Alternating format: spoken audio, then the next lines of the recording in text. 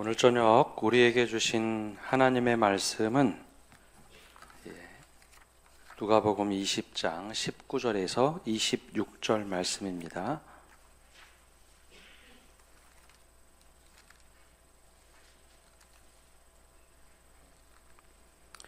우리 19절에서 26절 말씀 한 절씩 교독하겠습니다. 서기관들과 대제사장들이 예수의 이 비유는 자기들을 가리켜 말씀하심인 줄 알고 즉시 잡고자 하되 백성을 두려워하더라.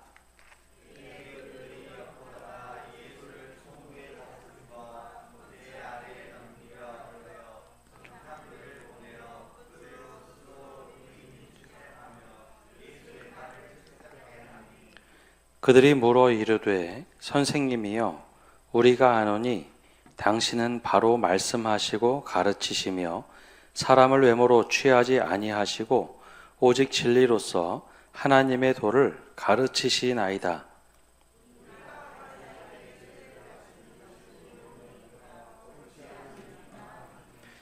예수께서 그 관계를 아시고 이르시되 데나리온 하나를 내게 보이라.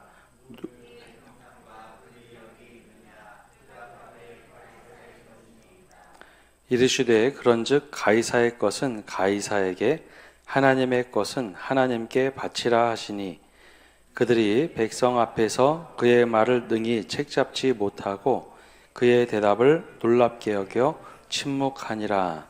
아멘. 앞에 나와서 찬양 인도하는 게 쉽지가 않습니다. 설교하는 것도 쉽지 않고요. 목회자들이 각자 다른 은사들을 가지고 있는데 예전하고 좀 많이 달라진 것 같습니다. 예전에는 목회자들이 하는 일들이 생각보다 많지가 않았는데 요즘에는 하는 일들이 정말 많아졌습니다. 그런 것 같으신가요? 잘 모르시죠? 저희 처음 제가 전임 나갈 때 그때 처음으로 2종이 아닌 1종 보통 운전면허가 있어야 부목사 청빙이 됐습니다. 그러면서 면접을 가면 그 목사님들이 그런 얘기를 많이 하셨어요. 우리 땐 그런 거 없었는데 미안하다고. 지금은 운전할 때가 됐다고. 그래서 그때 2000년 막 초반에 교회들이 스타렉스나 봉고를 사고 막 운전하기 시작을 했죠. 어느 순간이 좀 지나니까 찬양 인도하는 게 그냥 찬양 인도가 아니라 옛날엔 찬송가만 불렀는데 요즘엔 CCM 부르고 어느 순간이 되니까 지금은 유튜브 방송도 해야 되고 시대에 따라서 변하긴 하는데 그런 것들이 이제는 환경에 따라 목회자들이 해야 될 게 참 많습니다. 그래서 위에서 또 기도해 주시고 늘 격려해 주시기 바랍니다. 오늘 목소리가 제가 좀 잠겨서 좀 같이 좀 불편하더라도 이 목소리로 하겠습니다. 예전에 한 아이가 교회를 가다가 가게를 좀 지나가게 됐습니다.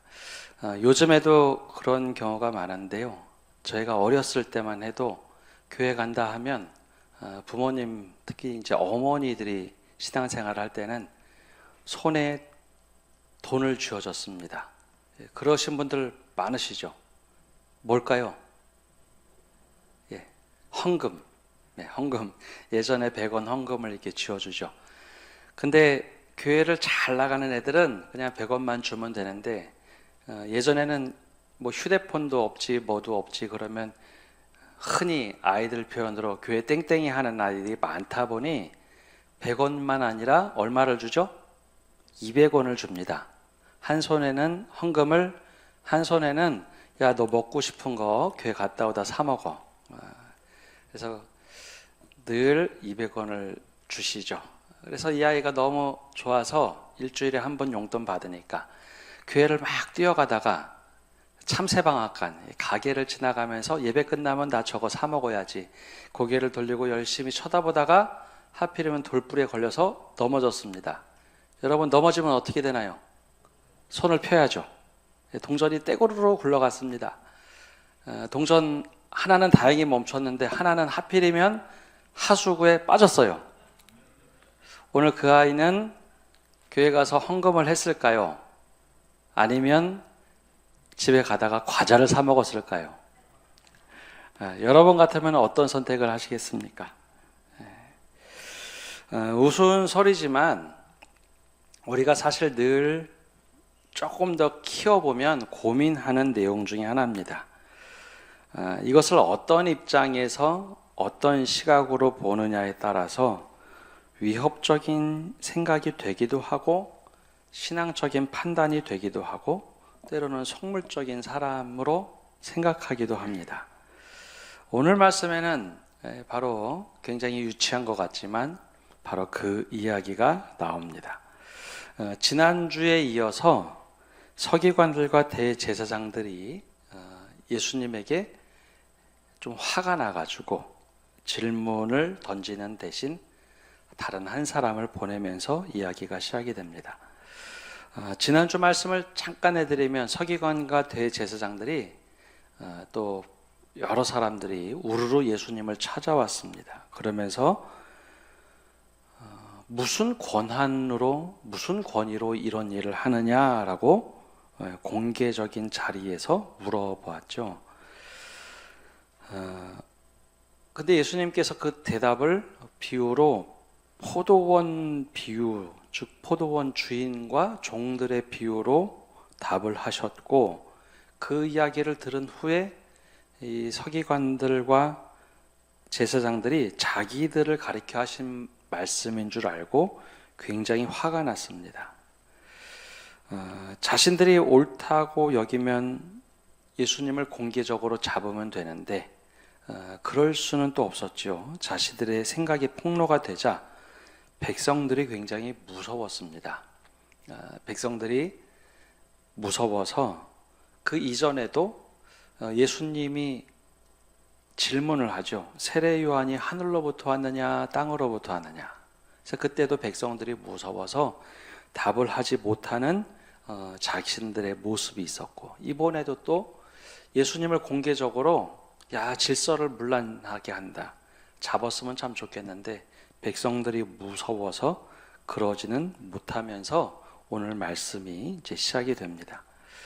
먼저 우리가 이제 이 말씀을 묵상하면서 생각해야 될 것이 있는데요. 악한 일에는 미련하고 선한 일에는 지혜로워야 한다라는 겁니다. 여러분, 악한 일을 꾸미는 사람과 선한 일을 준비하는 사람들, 누가 더 치밀하게 일을 할까요? 여러분, 악한 일을 하는 사람과 선한 일을 하는 사람, 누가 더 치밀하고 계획적으로 집요하게 준비를 할까요? 선한 사람이면 좋겠지만 그런 경우는 거의 없습니다. 안타깝게도 악한 일을 하는 사람들이 훨씬 더 집요하고 치밀하게 구체화해서 기획을 합니다. 반대로 선한 일을 하는 사람들은 좀 어리석게도 보이고 어리숙하게 일을 합니다. 왜냐하면 내가 선하니까 사람들이, 상대방도 선할 것이다 라고 생각하고 사람들을 대하죠. 근데 악한 사람들은 그렇게 대하지 않습니다. 이 사람이 나를 속일 수 있기 때문에 아주 치밀하고 계획적으로 뭘 합니다. 그래서 대체적으로는 악한 일에 지혜롭고 선한 일에 미련하는 경우가 많습니다. 오늘 19절에 보면 바로 아까 말씀드린 이렇게 기록되어 있죠. 서기관들과 대제사장들이 예수의 이 비유는 자기들을 가리켜 말씀하심인 줄 알고 즉시 잡고자 하되 백성을 두려워하더라. 근데 이 상황만 그런 것이 아니라, 여러분, 누가복음 우리가 말씀을 본 지 1년이 넘었는데요. 누가복음 전체를 쭉 돌아보면 끊임없이 바리새인과 사두개인, 서기관, 제사장은 예수님을 잡으려고 참 노력을 많이 했습니다. 때론 공격하기도 하고 괴롭히기도 하고 직접 찾아와 위협하기도 하고 예수를 따르는 사람들이 있으면 협박하기도 합니다. 우리가 막연하게 복음서 그러면 예수님이 엄청나게 기적을 많이 베풀고 놀라운 일 하는 것이 잔뜩 기록되어 있을 것이다 라고 생각하지만, 실제로 기록된 것을 꼼꼼히 읽어보면 끊임없이 예수님을 어떻게 하면 넘어뜨릴까 노력을 엄청나게 합니다. 결국은 십자가에 못 박아 죽이는 과정, 이 과정이 복음서에 너무 적나라하게 적혀 있어서 그게 오히려 헷갈릴 정도입니다. 근데 그들이 대체적으로 하는 말은 전통이란 이름과 율법이라는 이름으로 신앙의 표현으로 예수님을 늘 폭력적으로 대했다는 것이죠. 그 출발은 사실 오병이어의 기적이었습니다. 수많은 사람들을 먹이자 사람들의 관심이 예수님께로 쏠렸을 때 그때 처음으로 이 대제사장 또 서기관들 바리새인들이 조금씩 분노하기 시작하죠. 그리고 죽은 나사로를 살렸을 때 야, 이러면 안 되겠다. 예수를 죽여야겠다 마음을 먹습니다. 늘 서로 모여서 모의를 합니다. 그러면서도 예수님을 따르는 수많은 사람들이 있을 때 이들이 사람들을 무서워하죠. 그래서 이 누가복음뿐만 아니라 요한복음도 보면 때로는 한 사람을 보내서 예수님의 생각을 떠보기도 하고, 때로는 가늠하다 잡힌 여인을 아침에 수많은 사람들을 가르치고 있는 그 한복판에 데리고 와서 돌로 쳐야 된다 함정을 파기도 하고, 우르르 몰려가서 무슨 권위로 성전을 정화하고 내 아버지의 집은 기도하는 집이라고 말하느냐 공개적으로 협박도 하죠. 근데 한 번이 예수님을 악으로 이기려고 했는데 예수님은 한 번도 악을 악으로 갚지 않습니다. 선으로 갚으면서도 흔히 말하는 씨름의 되치기를 합니다. 막 사람들 몰려와가지고 막 뭐라고 하는데 예수님 한마디에 오히려 그 힘으로 되치기를 해서 좀 부끄러운 일을 당하죠. 그러다 보니 이번에는 또 새로운 일을 꾸밉니다. 20절에 보면 이렇게 기록되어 있습니다. 이에 그들이 엿보다가 예수를 총독의 다스림과 권세 아래에 넘기려 하여 정탐들을 보내어 그들로 스스로 의인인 체하며 예수의 말을 책잡게 하니, 이번에는 조금 더 집요해졌죠. 제사장과 서기관이 앞서지 않았습니다. 사람들 앞에서 좀 무안을 당했거든요. 예수님에게 공개적으로 우르르 찾아가서 얘기했는데 오히려 예수님을 제압하기보다는 자신들이 얼마나 부끄러운 이야기를 했는지 드러나 버렸습니다. 체면이 구겨졌습니다. 그러자 이번에는 따로 모의를 하는데 정탐꾼을 보냅니다. 다 계획을 짰겠죠. 무슨 얘기를 하는지 좀 계속 왔다 갔다 보고도 하고 하는 모습을 보면서 철저하게 계획을 짰습니다. 처음에는 유대인의 재판장, 즉 사내들인 공회에 잡아다가 예수님을 뭐라고 막 신문하려고 했는데 그럴 만한 상황이 아닙니다. 너무 백성들이 막 집중을 하자 그거는 포기하고 유대 땅을 관장하던 총독에게 데려가서 예수님을 제압하자. 아마 이때는 총독에게로 끌고 간다는 것은 죽이자라고 마음을 먹었던 것 같습니다. 그래서 논의를 한 다음에 한 사람에게 매수를 한 거죠. 야, 너 가서 예수가 무슨 말을 하는지 잘 듣고 와서 우리에게 얘기해라. 우리가 좀 모의해서 그를 좀 함정에 넣어야겠다. 그래서 그에게 의인인 척 예수에게 다가가라 라고 이야기합니다. 근데 여러분, 악한 일을 하는데 계속 발전되어 온 이야기들을 보면 얼마나 집요한지 좀 상상이 가죠. 믿음을 가지고 있어도 이럴 수 있다는 것을 우리에게 보여줍니다. 여러분, 악이라는 것은 먼 데 있는 게 아니라 왜곡된 형상들입니다. 그래서 악에 우리가 미련해야지, 악에 지혜롭기 시작하면 선에 미련해지기 시작합니다. 근데 이와 반대로 예수님의 제자들을 보면 이 당시에 이런 상황들을 제대로 깨닫고 있던 제자들이 없었다는 거죠. 예수님 혼자서 매번 이런 일들을 처리합니다. 중간에 누가 나서서 그러시면 안 됩니다 라고 하는 사람이 아무도 없습니다. 오히려 처음에 악에 미련하고 선에 지혜롭기보다는 둘 다 미련한 모습처럼 제자들이 보여지죠. 그래서 사도 바울은 후에 우리에게 권면합니다. 선한 데는 지혜롭고 악한 데는 미련하라. 악에 대해서는 좀 미련하게 행동하고 선한 일을 할 때는 정말 지혜롭게 해라. 주님처럼. 주님처럼 선한 일을 하려고 할 때 정말 지혜롭게 해라. 언젠가 한 강사 목사님이 오셔서 이런 얘기 하셨죠. 악한 사람들, 마귀도 이렇게 준비를 많이 하고 철저하게 계획을 세우고 하는데 주의를 감당하는 우리가 왜 지혜롭게 철저하게 준비하지 않느냐?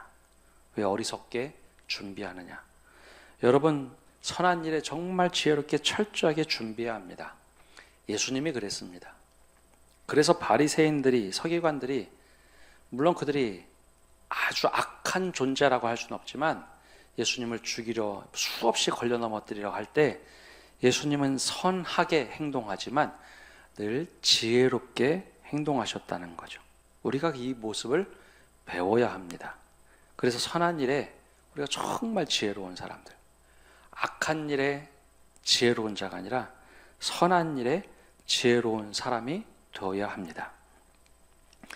그러면 이 정탐꾼은 돈을 받고 나서 어떤 일을 꾸몄을까요? 우리 21절 말씀은 우리 함께 읽어보겠습니다. 21절입니다. 그들이 물어 이르되 선생님이여 우리가 아노니 당신은 바로 말씀하시고 가르치시며 사람을 외모로 취하지 아니하시고 오직 진리로서 하나님의 도를 가르치나이다. 아멘. 여러분, 어느 날 갑자기 나에게 까닭 없이, 즉 이유 없이 나를 갑자기 막 칭찬하고 잘하는 사람이 있다 칩시다. 이 사람이 선한 목적으로 나에게 다가왔을까요? 좀 왜곡된 모습으로 나에게 다가왔을까요? 어느 날 갑자기 나에게만, 다른 사람 말고요, 나한테만 갑자기 친절하게 대하고 너무 선하게 대하고 용비어천가처럼 나를 막 칭찬한다. 대부분 그런 경우는 이유가 있는 겁니다. 정말 선한 사람은요, 나에게만 잘해주지 않습니다. 여러분, 착한 사람들은 누구에게나 다 잘하고 선하게 대합니다. 더 어려운 사람일수록 그에게 찾아가서 잘 베풉니다. 근데 유달리 나에게 특별하게 와서 잘하고 칭찬하고 너무 좋다고 하는 경우는 좀 이상한 거죠. 흔히 그 주식하는 분들이 그런 얘기를 한다고 해요. 야, 이 주식 너무 좋은데 너 사라고. 그러면 어리숙한 사람은 그 주식을 산다고 하죠. 근데 주식의 투자하는 사람들, 뭐 라디오나 유튜브에 나와서 하는 사람들 그 이야기를 들어보면 그 주식 자기가 사지 왜 소개해 주겠냐고. 자기가 사지 그걸 왜 소개해 주겠냐고. 자기만 이익 얻으려고 하지. 다 이런 거 특이한 겁니다. 이단이 우리에게 다가와서 불친절하게 대할까요? 친절하게 대할까요? 예? 친절하죠? 사기꾼이 우리에게 와서 무뚝뚝하게 대할까요? 친절하게 대할까요? 친절하게 대합니다. 그렇다고 또 나에게 친절한 사람 모두를 이상하게 보시면 안 되고요. 나에게만 친절하게 대한다 그러면 그것은 특이한 겁니다. 왜 그럴까? 한번 생각해 봐야죠.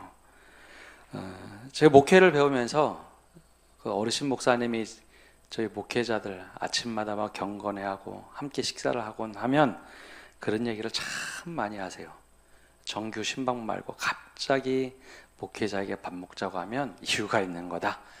그냥 밥 먹으면 안 되고 이유를 꼭 알고 먹어야 된다. 가야 될 자리 가지 말아야 될 자리 잘 구분해야 된다. 그 이야기를 정말 많이 하셨습니다. 근데 지금 돌아보면 그 이야기가 바로 이제 오늘 말씀하고 참 비슷한 이야기죠. 예수님께 대뜸와서 하는 말이 선생님 말씀 가르치는 것이 너무 탁월하고 사람을 외모로 취하지 아니하시는 하나님의 도를 가르치는 분임이 틀림이 없습니다. 진리를 가르치시는군요. 막 갑자기 용비어천가를 합니다. 여러분, 진짜 예수님의 말씀을 듣고 은혜를 받았다. 그러면 어떤 행동을 할까요? 이 말씀, 예수님이 하시는 말씀을 듣고 진짜 은혜를 받았다. 그러면 예수님께 와서 이 말 하지 않습니다. 내가 잘 아는 사람, 내가 정말 가까운 사람, 그 사람 데리고 와서 한번 여기 말씀 들으러 가보자고. 정말 나에게 은혜를 주셔서 내가 이 말씀 때문에 산다. 지인들 데리고 오겠죠. 그 앞에 가서 막 용비어 청가하지 않습니다. 바로 이때 이제 우리가 이것을 구분할 수 있는 지혜가 있어야 합니다. 나에게만 누군가 특별하게 잘한다. 네, 나에게만. 그러면 그건 다 이유가 있는 겁니다. 이 사람이 그리고 나서 비수 같은 질문을 합니다. 22절에 이렇게 질문을 하죠. 우리가 가이사에게 세를 바치는 것이 옳으니까 옳지 않으니까 하니. 처음에 막 칭찬을 하다가 가이사에게 세금을 바치는 것이 옳은 일입니까? 옳지 않은 일입니까? 라고 이야기를 합니다. 이게 우리에게는 이제 먼 이야기라서 별로 와닿진 않는데 그 당시 시대는 좀 다릅니다. 당시에는 로마가 이스라엘, 유럽 전역과 이 소아시아 지역을 다스리고 있던 때죠. 그래서 로마는 세금을 받던 때입니다. 그래서 이 세금을 굉장히 과하게 걷었기 때문에 이스라엘 백성들이 경제적으로 굉장히 힘들었습니다. 그 세금을 걷는 사람들을 뭐라고 하느냐? 세리라고 하죠. 세리. 세금을 받아다가 로마에 세금을 바치는 사람들. 근데 이게 이제 경제적인 문제도 그렇지만 또 다른 것은 하나님만이 우리의 왕이라고 믿는데 이 돈을 어떤 의미에서 걷었느냐? 로마 황제를 신으로 섬기기 위해서 세금을 걷는다. 인두세를 걷었습니다. 그러니 경제적으로도 문제가 되고 신앙적으로도 문제가 되는 겁니다. 그런데 이 많은 사람들 앞에서 이 사람이 예수님을 막 칭찬하니 사람들이 주목했겠죠. 이번에는 바리새인들 혹은 제사장 그리고 서기관이 오지 않고 대신 이제 정탐꾼 하나를 보내서 이 이야기를 꾸민 거죠. 자, 근데 그 앞에 뭐라고 얘기했냐면 총독에게 데려가야겠다. 총독은 로마 세금을 걷는 관장하는 사람입니다. 자, 가이사에게 세금을 바쳐야 됩니까? 만약에 예수님이 가이사에게 세금을 바쳐야 된다라고 답하면 유대인들의 반역자가 되는 거죠. 마치 세리와 같은 사람이 되는 겁니다. 반대로 가이사에게 왜 세금을 바치느냐? 우리는 하나님의 백성인데 성전세를 내야지 라고 답하면 바로 총독부에서 끌고 가겠죠. 로마의 반역자가 되는 겁니다. 두 가지 함정을 파놓고 이런 질문을 던진 거죠. 아까 조금 전 앞으로 다시 돌아가서 여러분 갑자기 나에게 친절한 사람들이 있으면 조심하십시오. 그런 모두에게 친절한 사람은 괜찮은 사람인 경우가 많지만 나에게만 친절하는 사람은 언젠가 내 뜻대로 되지 않으면 비수를 꼽을 수 있습니다. 그래서 그것을 구별할 수 있는 지혜가 있어야 합니다. 사람을 경계하라가 아니라 그것을 구별하고 적절하게 대처할 수 있는 것, 그것도 신앙의 실력입니다. 믿음을 가지고 있다고 해서 누구에게나 다 마음을 열어서 그냥 받아들이고 아파하는 것은 어리석은 일일 수 있습니다. 이것을 꿰뚫고 볼 수 있어야죠. 그래서 예수님은 그의 간계한 꾀를 보고서 거기에 대해서 답을 하십니다. 그래서 우리가 이걸 구분하고 지혜롭게 대처할 수 있어야 합니다. 자, 그리고 나서 이제 오늘 말씀의 제일 핵심이 되는 답인데요. 예수님은 우리에게도 동일하게 답을 하시는데 신앙생활은 이렇게 된다라고 하시는 것도 있지만 이런 경우에는 아주 독특하게 답을 하십니다. 오늘 말씀을 보면 24절에 데나리온 이야기를 하십니다. 우리 24절과 25절 말씀 함께 읽어보겠습니다. 데나리온 하나를 내게 보이라. 누구의 형상과 글이 여기 있느냐? 대답하되 가이사의 것이니이다. 이르시되 그런즉 가이사의 것은 가이사에게, 하나님의 것은 하나님께 바치라 하시니. 아멘. 당시에는 사실 세 개의 화폐를 사용했습니다. 근데 이제 두 개만 좀 말씀을 드리면, 하나는 세겔이라는 동전입니다. 저게 세겔인데요. 세겔은 주로 유대인들이 사용하면서도 성전세를 바칠 때 사용하던 돈입니다. 성전에 사용하던 돈. 그래서 당시 통용되는 돈들은 데나리온인데, 데나리온을 가지고는 성전에 바칠 수가 없어서 저 세겔이라는 돈으로 환전을 해서 세겔로 하나님께 바쳤죠. 그 앞에 세겔을 좀 그냥 띄워줘 보시면요. 근데 저 세겔의 그림을 보시면 저기 독수리 그림도 있죠.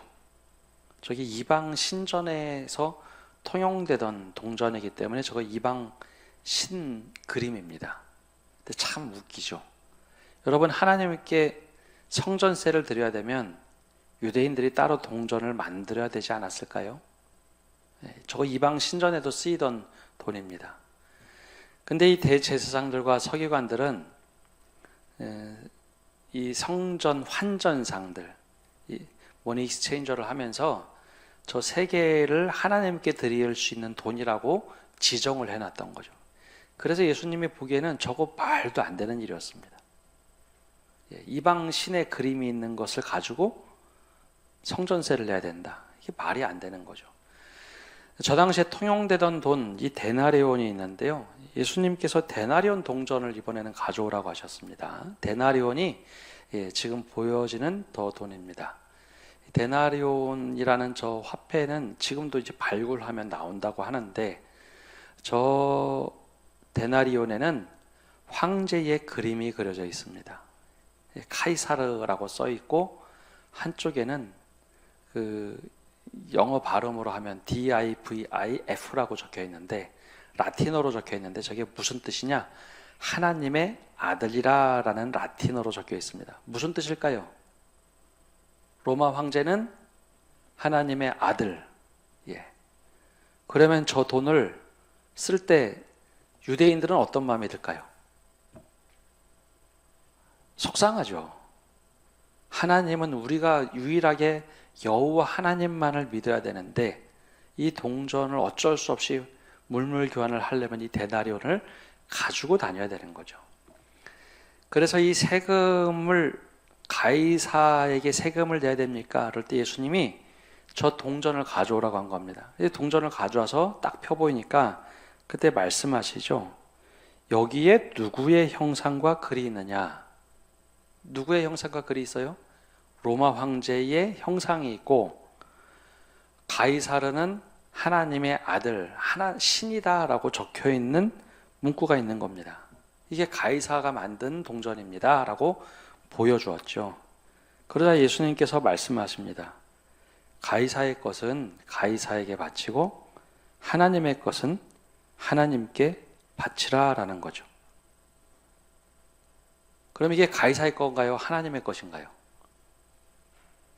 답을 할 수가 없는 겁니다. 그래서 예수님이 너무나 지혜롭게 잘 대답을 하셨죠.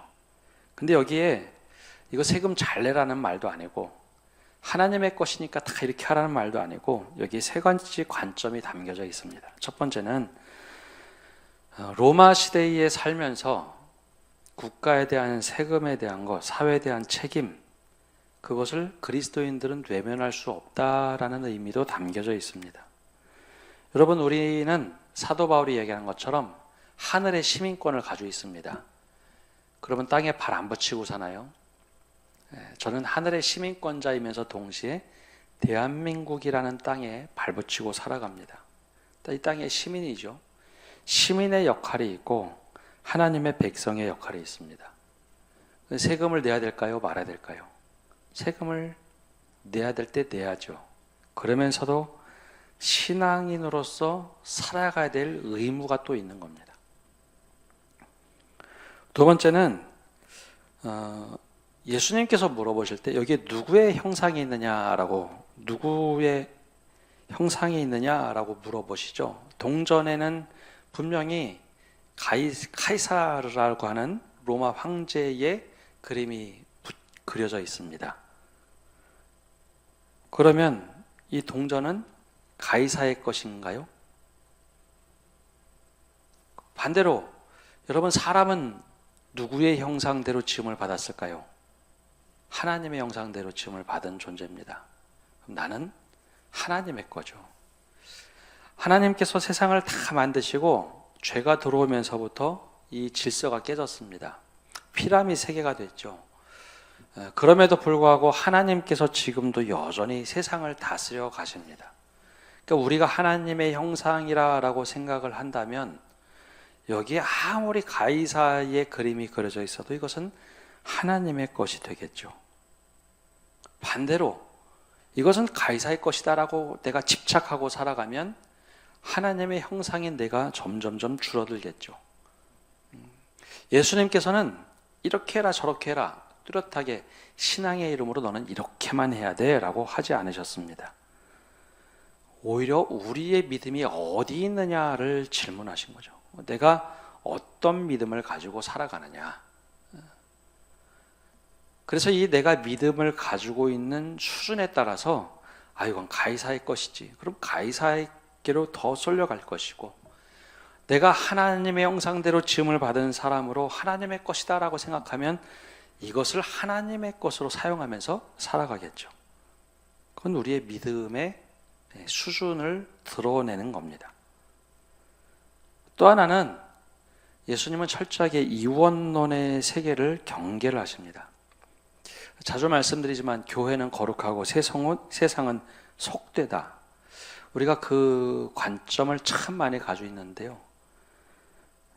근데 예수님은 그것을 구분하신 적이 별로 없습니다.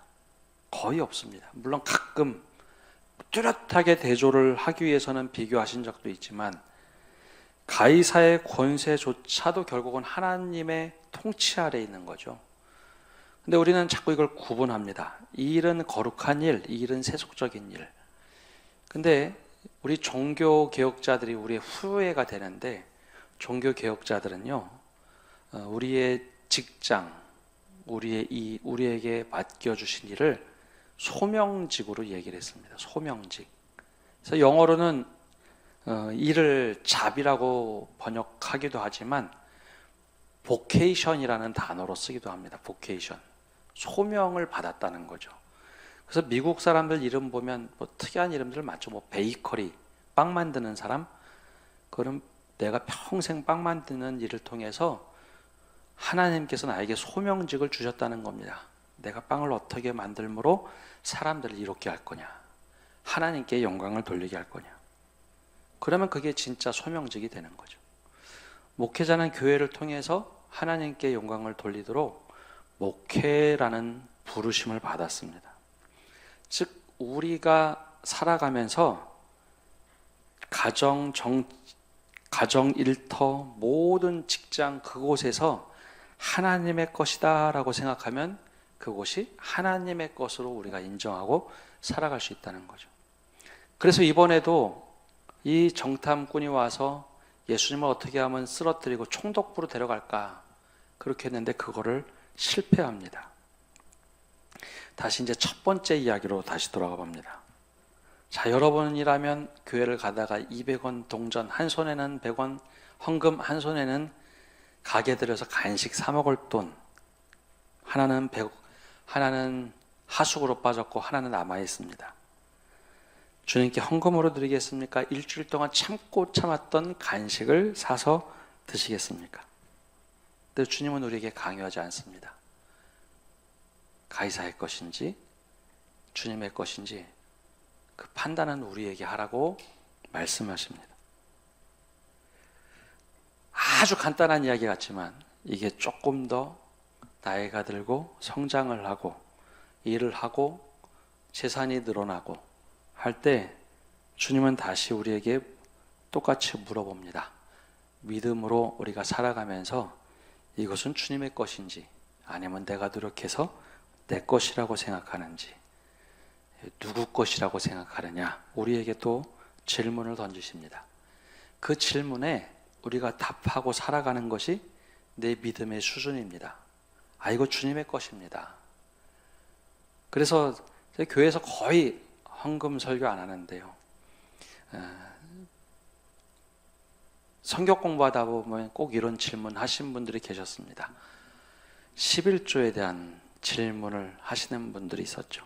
그래서 11조에 대한 이야기를 저는 늘 이렇게 답을 해드렸습니다.